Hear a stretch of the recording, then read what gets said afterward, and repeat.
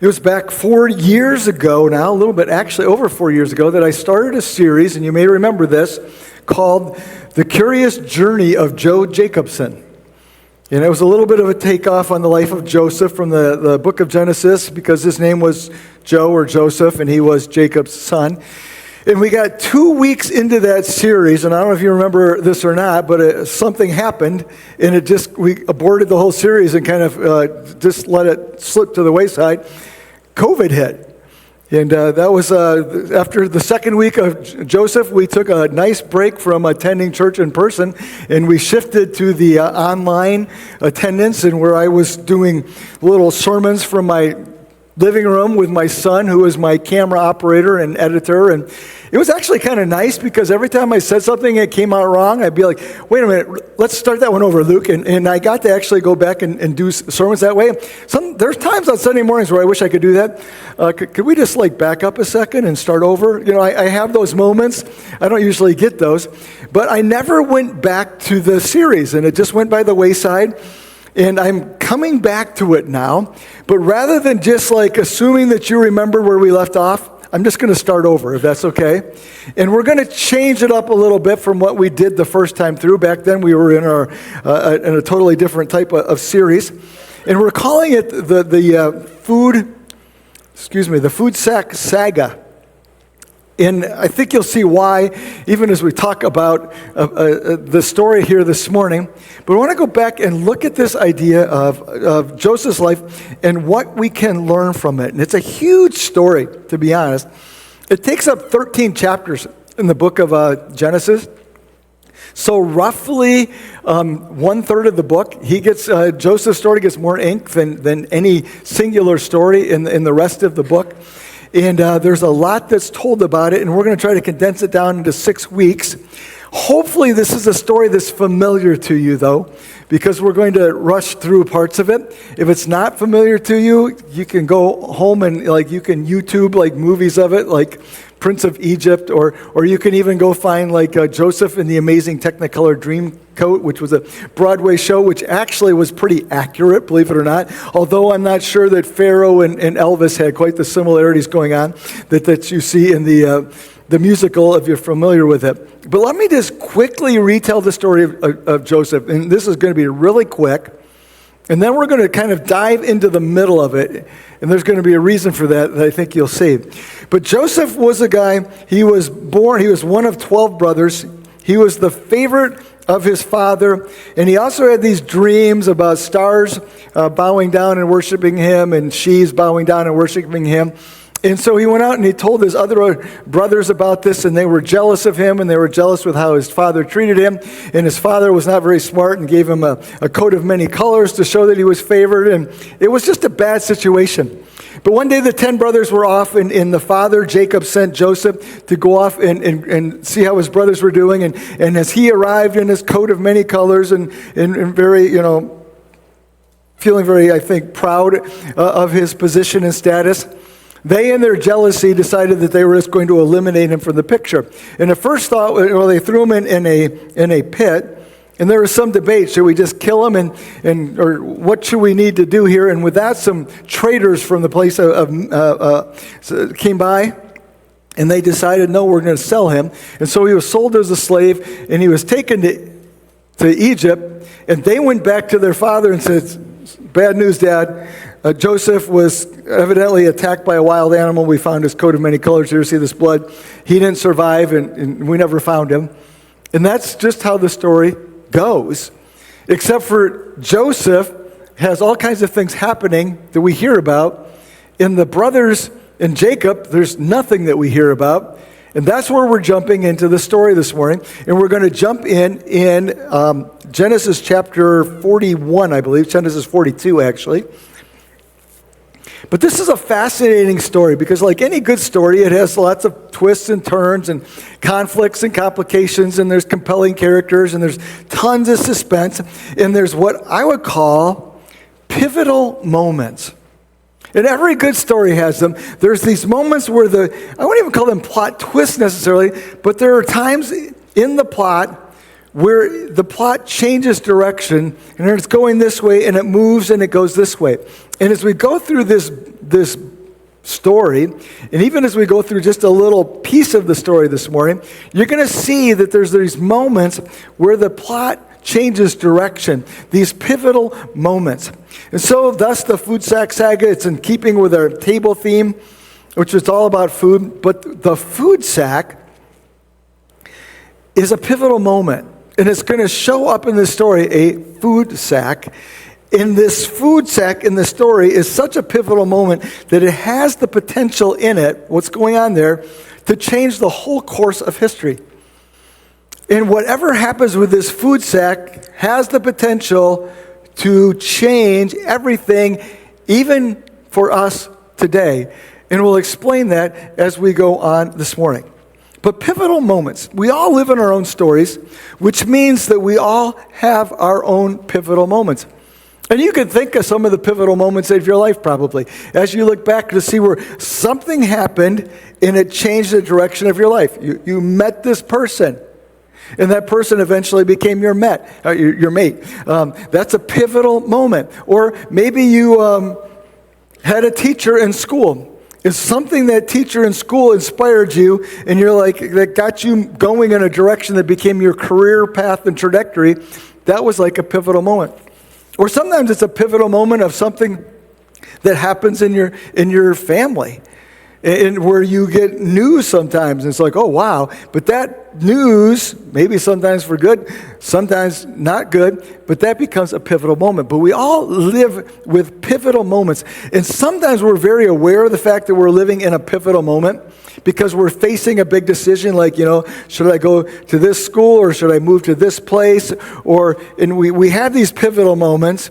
And sometimes we're facing pivotal moments, we don't even realize it, because we're facing just a small decision, and it's like, could go either way, but how that decision is made will set the trajectory of your life. And so, as we dive into the story today, Genesis 42, we want to do that with this idea of pivotal moments in the background, and we're going to bring it to the forefront before we're done.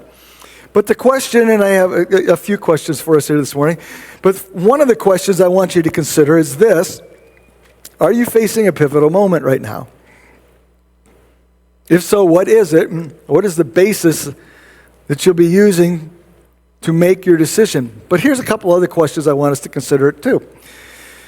This is more general, but as you look at the whole story of Joseph, and if you're familiar with it, and hopefully most of you are, if not, we'll try to get you caught up. But if you're familiar with the story, what do you think is like the central theme of this story? Or what is the main lesson or takeaway that we're supposed to get from this story? So I want you to be thinking about that, and you probably have some ideas. Another question I want you to be thinking about, though, is why does this story actually matter for us today? This happened thousands of years ago in a far-off place. Characters that, don't mean anything to us particularly. But why does it mean something to us today? And then here's another question, too, and this one I think is a little more fun. But who are the main players in this story? And I'm going to qualify that a little bit this morning. Who are the main players in this story whose names start with the letter J? And you get 3, okay? Main players in the story whose names start with the letter J. Well, okay, if you're thinking, you probably got the first one. Joseph. How many got it? Very good. All right. Second one you probably got, and that was Jacob. How many got Jacob? Good. All right. Anybody struggling with the third J? Or you got it all figured out? Okay, we're going to see as we go on here. Let's read. Chapter 42, verse number 1. Meanwhile, back at the ranch, it's not really how it starts, but that's really what's going on here, okay? So as this story has been told, and Moses is the one who's writing this book and telling the story, but he's been talking about what happened to Joseph and how he's now in Egypt and how he's has risen up through the ranks in Egypt. But he goes to the story here, and he says, back at the ranch, Jacob learned that there was grain in Egypt, and he said to his sons, why do you just keep looking at each other? He continued, I have heard that there's grain in Egypt, so go down there and buy some food for us so we may live and not die. Then 10 of Joseph's brothers went down to buy grain from Egypt, but Jacob did not send Benjamin, Joseph's brother, with the others because he was afraid that harm might come to him. So there's a lot to unpack here in just these first 4 verses. What's going on here is Joseph has gone down to Egypt and has done very well. Jacob and his 11 other sons stay in Canaan, and right now they're not doing so well because there's a huge famine in the land. And there's no food here in Canaan, but there is food in Egypt, and that's because of Joseph and a lot of the story that we haven't told. But Jacob says, you know what? If there's food there and we're starving here, I'm going to send you down to get some food. Now, he says some things in that that are interesting. First of all, let me just say this. He had 12 sons, and he's talking to 10 of them here, and we'll get to this in just a minute. But that's a lot of sons for a guy to have. Well, he actually had 12 sons by 4 different women. And they were all living with each other at the same time. And so this was just a very chaotic family to start with and not a healthy situation. But making things worse is the fact that there's this famine going on. And Jacob wants to send his sons to go buy food so that they may, and I'm quoting verse 2 here, may live and not die. Now this is a question. Is he just being melodramatic here? Like, we're really hungry, you better go buy food or else we're going to die, guys. I think so. I don't think he's being melodramatic. I think he's actually talking truth here.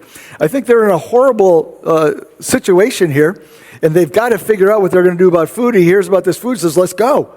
We got to figure this out, guys. But I don't think we realize how important that verse is to the story and how important that verse actually is to the big story of Scripture. Because that family would become the foundation of the Jewish nation. The 12 sons of Jacob, the 12 tribes of Jacob. If this family doesn't make it through this famine, the book of Genesis basically comes to an end and the Bible's done. And so we have a huge situation going on here, or what we might call a pivotal moment. And we a lot of times read that story, read right past a verse like that, and Jacob is saying, hey, wait, time out here. We have a horrible situation going on here. We have got to get this figured out. So he sends 10 of his sons to Egypt. 2 do not go. 1 doesn't go because we already know he's in Egypt. That's Joseph. And the other one doesn't get sent either. That's Benjamin, and that is his youngest son. So why doesn't his youngest son get sent? Well, it's because we're told this, what we just read, it's because his father was afraid for him. Which are like, okay, if this is just a little kid, you can see like a journey to a foreign country could be scary. He's not a little kid. At this time in the story, Benjamin's probably 30-ish.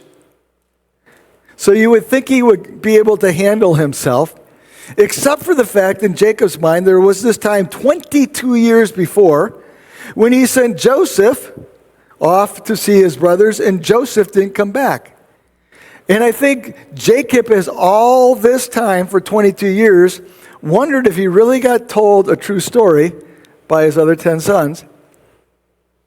Lots of suspicion there. And you kind of read into this like, you know what? I sent, my favorite son with those 10 guys, and he didn't come back. And, you're really my second favorite son now, Benjamin, and really you've replaced my first one because he's gone now.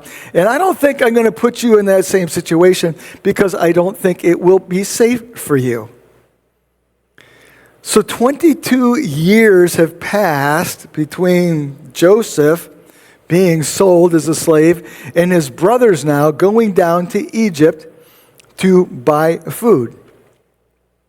And so they arrive down in Egypt, and they stand before the governor, as we're told, the person who would distribute the food.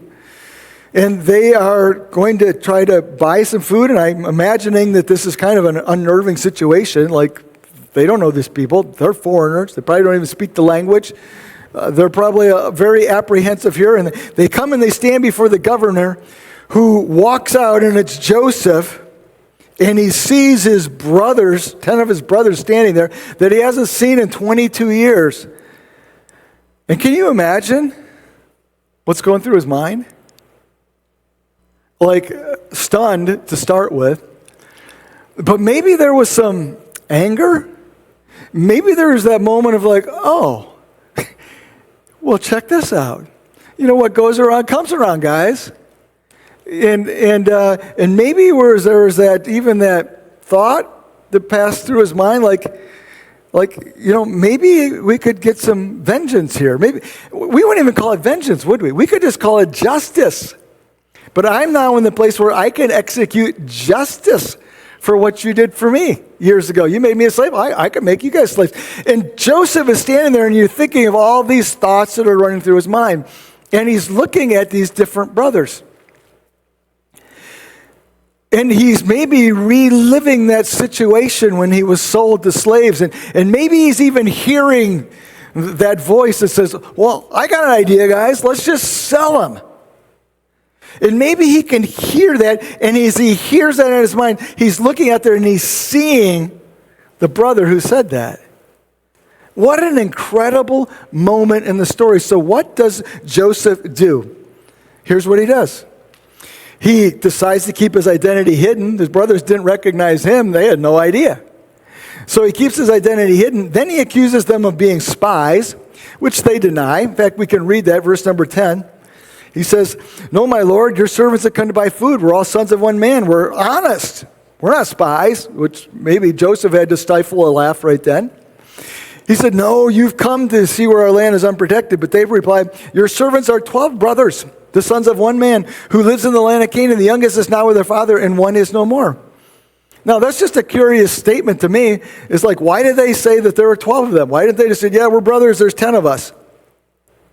But they introduced the fact that there's another brother still alive and another brother who's gone.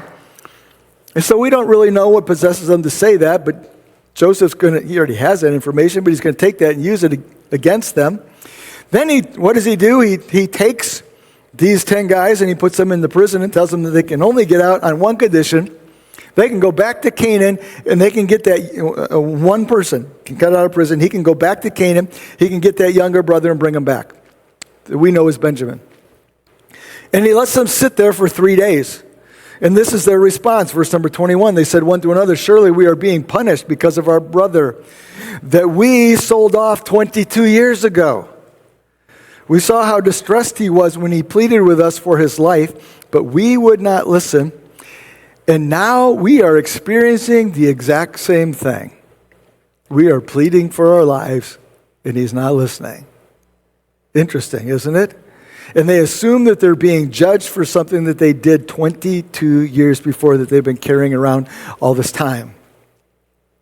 But maybe, just maybe, they're showing a little bit of regret, and they're showing a little bit of remorse, and maybe they're showing a little bit of we never should have done that.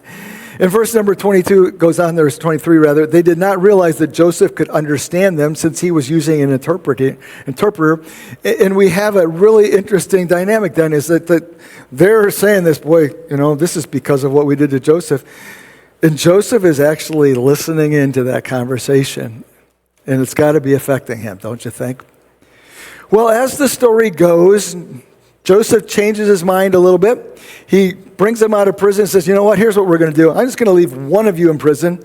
And he selects Simeon, one of the brothers, and says, the rest of you can go home, but you got to get your younger brother and bring him back, and that's how you're going to get this brother out of prison. And so he sends them back, and they don't know this either. As he sends them back, he sends them with food, but he takes all the money that they had given him to buy food, and he puts it all back in their bags. They have no idea. It's in their food sacks. They get back to Canaan. They open up their food sacks, and it's like, oh gosh, all of our money's here, so now it looks like we're thieves, and so now we're kind of like fugitives. Boy, this really shuts the door. I mean, we've been accused of spies. We've been accused of this. There's no way we're ever going back here. We're going to have to figure out something else for food. But when they get back there, they have another problem, and there's only 9 of them instead of 10 of them. And so they have to stand before Jacob and say, yeah, sorry, Dad, but Simeon's back in prison. And you can't think that goes over well. In fact, Jacob is probably like, and that's why I didn't send Benjamin with you, right?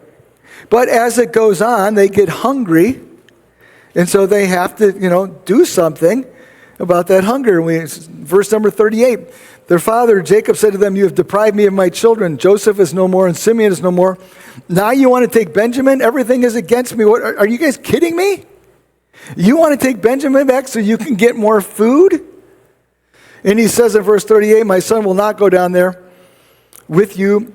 His brother is dead, and he is the only one left. Now there's an insult. Jacob was really bad at this parenting thing.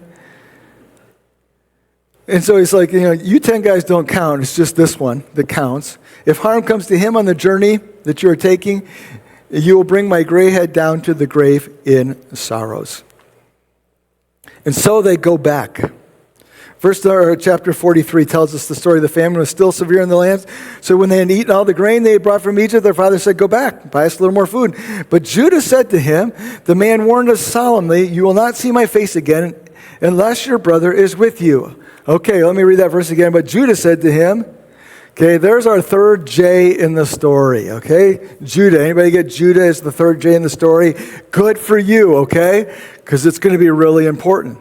So Judah is speaking now here. If you will, verse number 4, if you will send your brother along with us, or he's speaking for Joseph, you will send your brother along with us, we will go down and buy food for you. But if you will not send him, we will not go down, because the man said to us, you're not going to see my face again unless your brother's with you. So Jacob asked, why do you bring this trouble on me by telling the man that you had another brother? Like, you guys are really dumb. You didn't have to tell him that we had another guy at home here. But they go on. The man questioned us closely about ourselves, our family. Is your father still living? He asked us. Do you have another brother? We just answered his questions. How were we to know that he would say, bring your brother down here? So then Judah, our third J, said to his father, send the boy along with me. We will go at once, so that we and you and our children may live and not die. We're back to that same theme. I myself will guarantee his safety. You can hold me personally responsible for him. If I do not bring him back to you and set him before you, I will bear the blame for you all my life. As it is, if we had not been delayed, we could have gone down there 2 more times and bought food. But Judah is stepping up in the story. And so as it goes on, Jacob relents. He sends these 9 brothers along with Benjamin. They go back down to Egypt. This time they're treated a little bit differently. Instead of being put in a prison, they are actually invited to have lunch with the governor himself. But then it gets a little freaky, because they're all brought in. They still don't realize it's Joseph. And they are given assigned seats at the table. And they are given assigned seats by their chronological age. Well, they have 4 different mothers. Some of these brothers were born like almost at the same time as each other. And these guys are in their 40s, maybe 50s by now. And they're sitting at this table and they realize that they've been seated by their age. And it kind of freaks them out, as it should. Well, and then, not only that, as they're eating, Benjamin, they just keep bringing him more and more food. And like the brothers are eating fine, but Benjamin, I mean, they're just piling stuff up. And it's like reminiscent of like, oh, this guy somehow knows that this is the favorite child too. And so they have these kind of freaky moments going on. But eventually the governor, Joseph, says, here's your food. He puts it all in the sacks, puts their money back in the sacks, and sends them home. Except he had done one other thing. In one of those sacks, he had put his official cup. And he had put that cup in Benjamin's sack. And so chapter 44, we read, verse number 3, as morning dawned, the men were sent on their way with their donkeys. They had not gone far from the city when Joseph said to his steward, go after them. When you catch up with them, say to them, why have you repaid good for evil? Isn't this the cup my master drinks from and also uses for divination? This is a wicked thing you have done. And so when he caught up with them, he repeated these words to them, but they said, why are you saying such a thing? We wouldn't do anything like that. I mean, we even brought back the money we found the first time in our sacks. We brought it back. We're not going to steal it again. In fact, if any of our servants are found to have it, he will die. And the rest of us will become the Lord's slaves. So very well, he says, the steward, may it be as you said, and say, bring them back. And each of them, in verse number 11, lowered their sack to the ground and opened it. Then the steward proceeded to search, beginning with the oldest, ending with the youngest. And the cup was found in Benjamin's sack.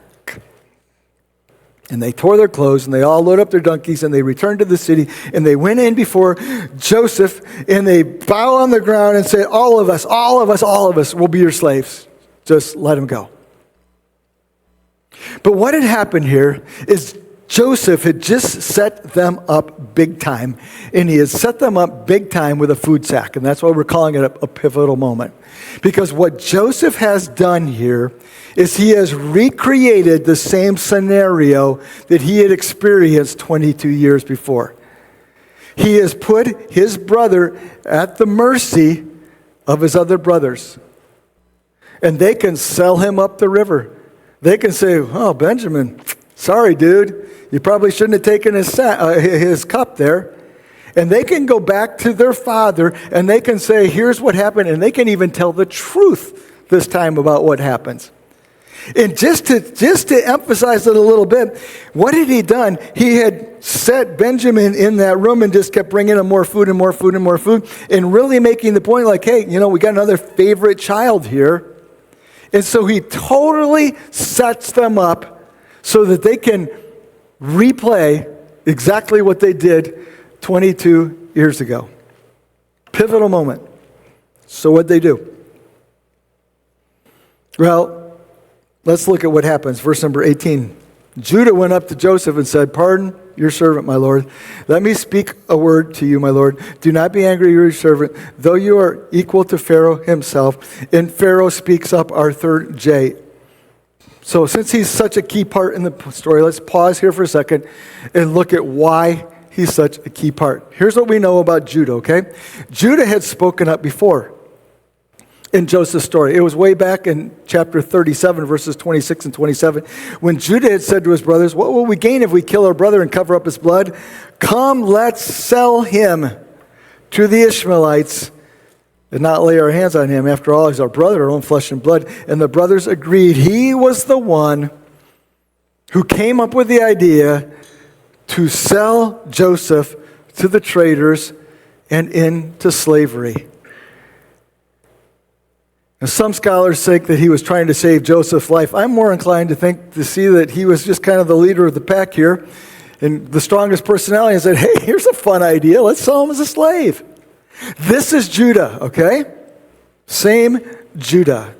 Judah had other problems too. If you go to Genesis chapter 38, it looks like a parenthetical story, but Judah is involved in a horrible situation, and where he actually ends up in bed with his son's widow, and she gets pregnant. And it's just, if this story sounds bad, it was bad. And Judah has been totally involved in that story too. So he's been not just the one who sold his brother into slavery. Judah's the one who had been unrighteous, untruthful, and immoral with his daughter-in-law, Tamar. So this is not like a guy that, we have a lot of warm, fuzzy feelings about. But then there's another thing here in this story, though, that's remarkable. And it's this: Judah is really the selected son, not Joseph. And I'm using that term selected. There's probably a better term there, but Judah is not necessarily the primary character in this story. And that sounds weird to us because obviously he is, right? But Judah has been selected for something that Joseph has not been selected for. And if you're tracking maybe a little bit ahead of me, what has he been selected for? Well, he is going to be the one that receives the top blessing from Jacob when he dies. And so he is the fourth-born son, actually, but he's going to surpass Reuben and Simeon and Levi. And as the fourth-born son, he's going to receive the primary blessing. But what was part of that blessing? Part of that blessing was that the Messiah would come from the line of and the tribe of Judah.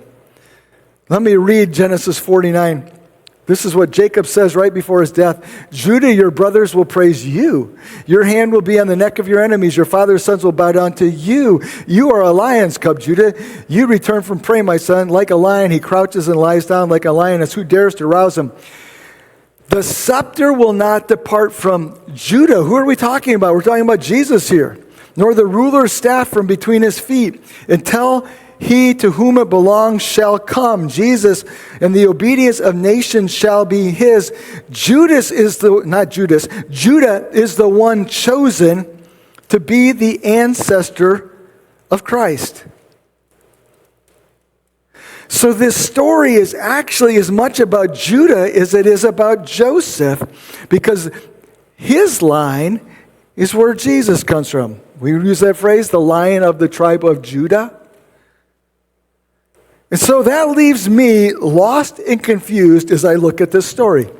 Because over here I see Joseph, and I can identify with Joseph. I mean, he's a good guy. And I mean, he's gone through some rough times. He's been mistreated by his brothers. He's been falsely accused. He spent time in prison for something he didn't do. But he's still overcome it.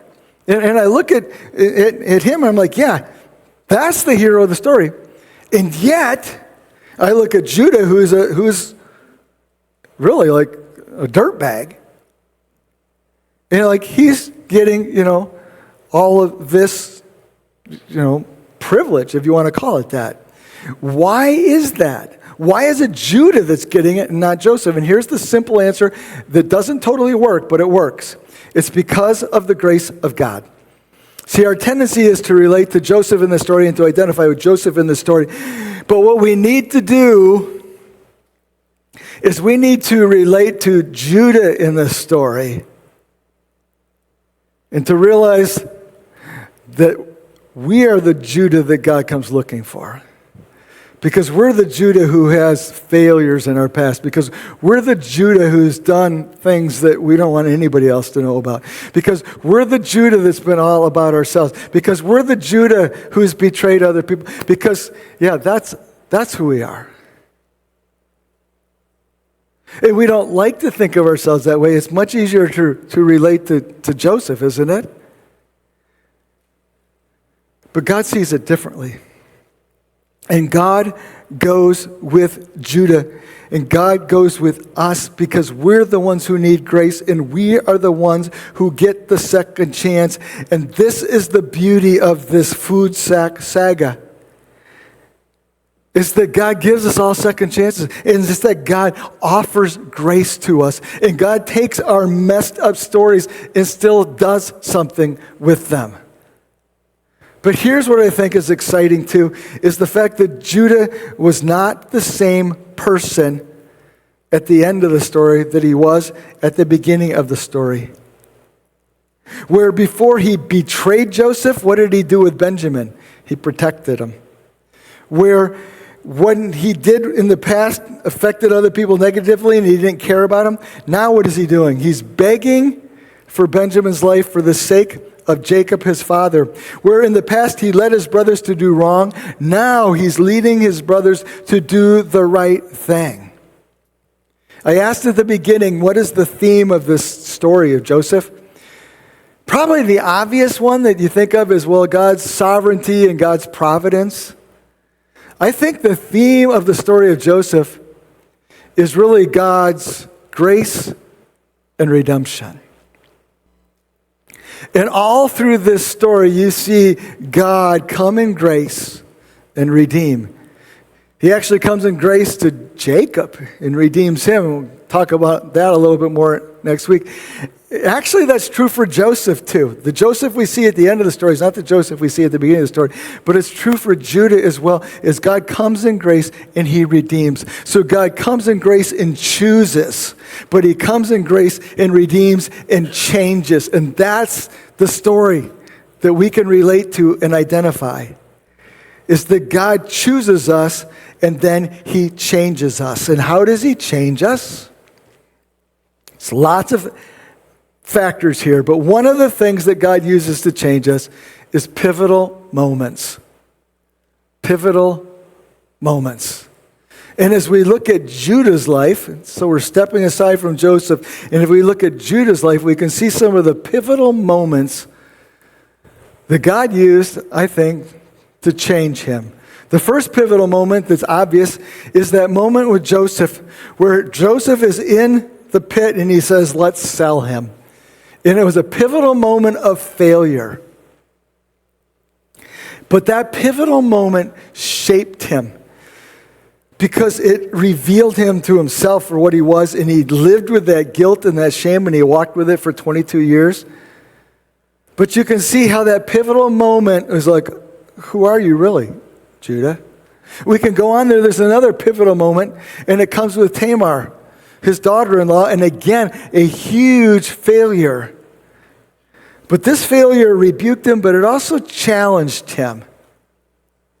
And you sense here in his response, and we didn't look at that story. You can go back and read it, Genesis 38.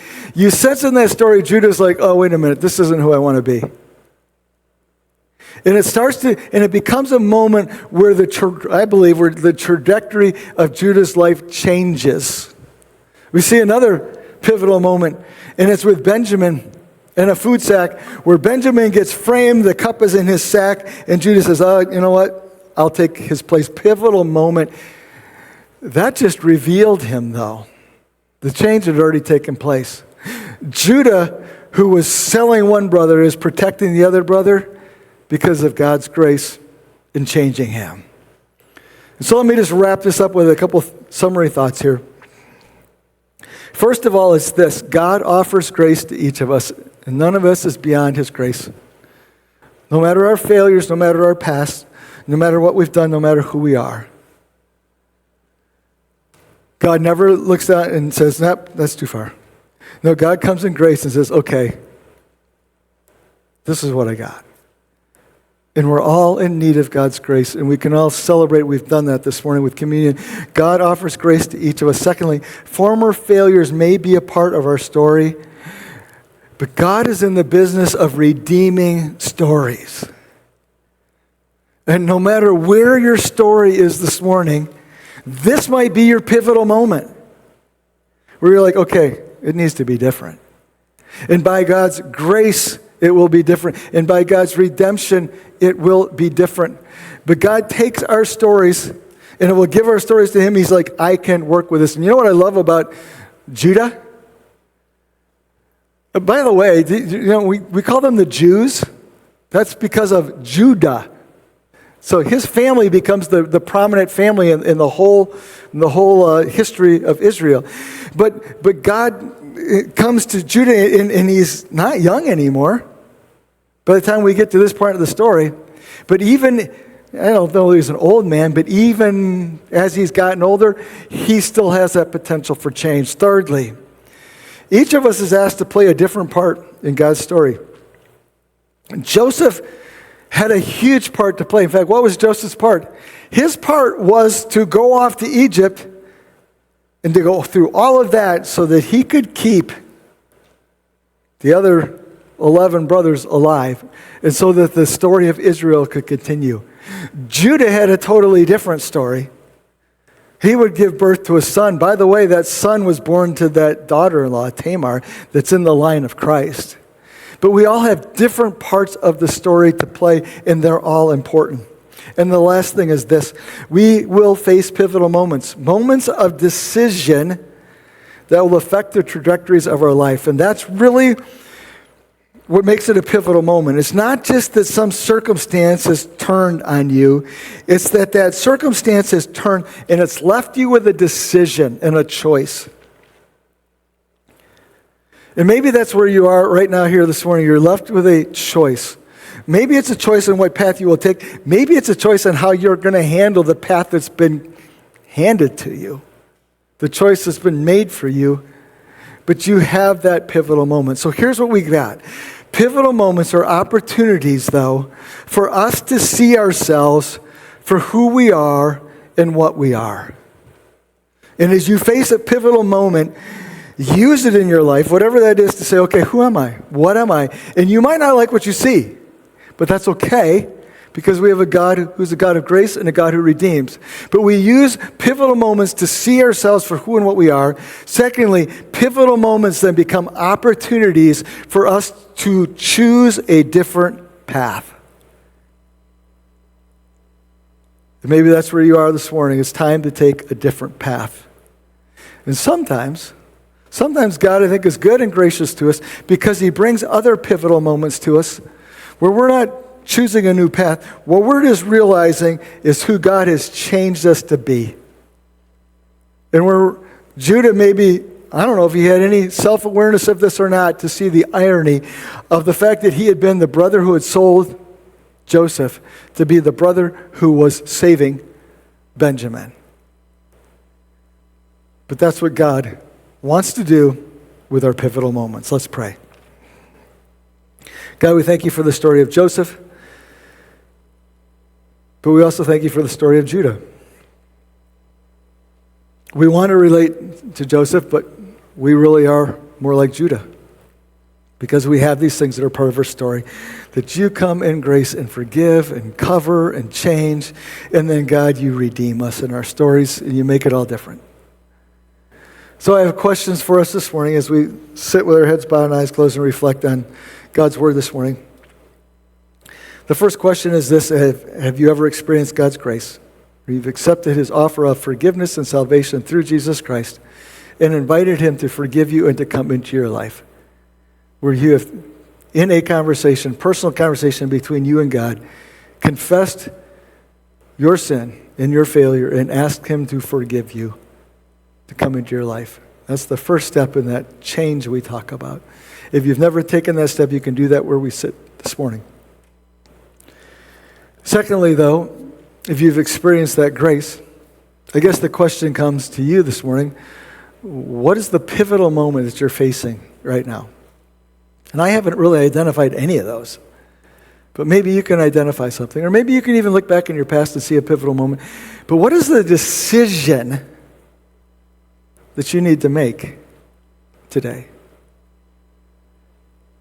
Because that's how stories get redeemed, is when God brings us to these moments and says, okay, you can make the right choice here. You can do the right thing. It doesn't matter what your past is. You can do the right thing. And what is it?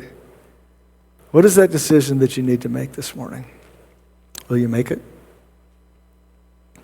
And so, God, we commit ourselves to you as we start this series and we look at the life of Joseph. And yet we see there's a bigger story at play too. And it's a story that we are part of. I pray that you would apply these truths to our lives. And you ask this in Jesus' name. Amen. Would you stand with me this morning? This afternoon, actually. I just wanted to say this. We're going back to the story just briefly. As we left it, Judah is pleading for mercy for his brother Benjamin. But let's just pretend like we don't know what happens, okay? So come back as we continue the saga of the food sack. You're dismissed. Have a great week.